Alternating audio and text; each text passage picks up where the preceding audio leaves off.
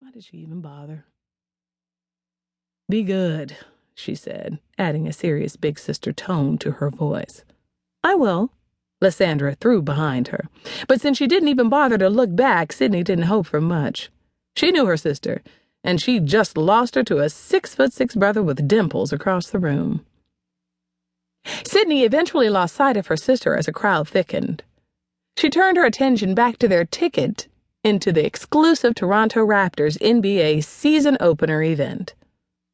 The cake. Sydney stood back and admired her work again, loving the way the chandelier from above and the tiny lights around the edges of the table and underneath it lit up her creation.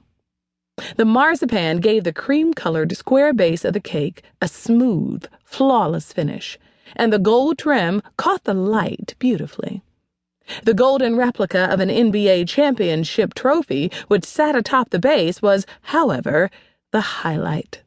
She had to admit it was the sculpted work of art, and one of the best jobs she had done in years.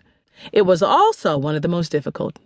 It had taken 2 days just to bake and decorate the thing that didn't include the several concept meetings, the special ordered baking molds, and multiple samples made to ensure that the cake tasted just as good as it looked. For the past month and a half, this cake job had consumed her life, but it was well worth it.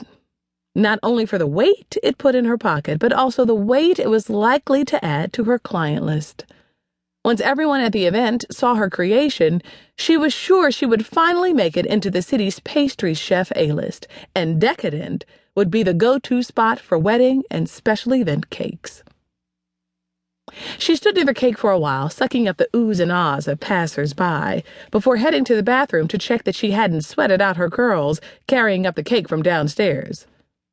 She took in her long, dark hair, which had been curled and pinned up for the night, her slightly rounded face, and plump pinked lips, and was satisfied. She turned to the side to get a better view of her size 6 frame and smiled, even though she had protested when Lysandra presented the dress. She knew she looked good. Normally, she hated any kind of shimmer, but the slight sparkle from the dress was just enough to put Sydney in the party mood it inspired. Okay, so Lysandra may have been right. She was there for business, but that didn't mean she couldn't have some fun, too. By the time she reapplied her lipstick and headed back, the room was full. She tried to mingle and did end up chatting with a few guests, but her maternal instincts were in full gear, and it wasn't long before she found her way back to the cake. She was about to check for anything amiss when she felt gentle fingers on the back of her bare neck. She swung around on reflex. "What do you think you're doing?" she said, slapping away the hand that had violated her personal space. "Figuring out if I'm awake or dreaming." Sydney's eyes slid all the way up the immaculately toned body of the 6'3" man standing in front of her, to his strong jaw, full smirking lips, and coffee brown eyes. Her jaw dropped. And not just because of how ridiculously handsome he was. "Dub?" "Nene." She cringed. "Wow, that's a name I never thought I would hear again. And that's a half tattoo I never thought I'd see again." Sydney slapped her hand to the back of her neck self-consciously.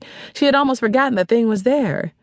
It would take the one person who had witnessed her chicken out on getting it finished to remind her about it. Hayden Windsor.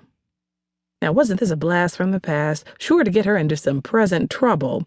She tossed a hand onto her hip and pursed her lips. "I thought Toronto was too small for you." "It is." "Then what are you doing here?" "Right now?" His eyes flitted across her frame in answer. "Stop that," Sydney said, her cheeks heating up as she caught his perusal. "Stop what?" he asked with a laugh. "You know what," she said.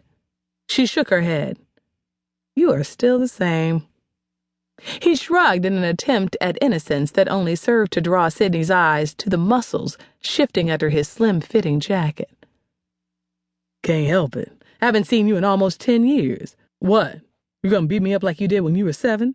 "Maybe." "Bully. Jerk. How about we continue this argument over dinner?"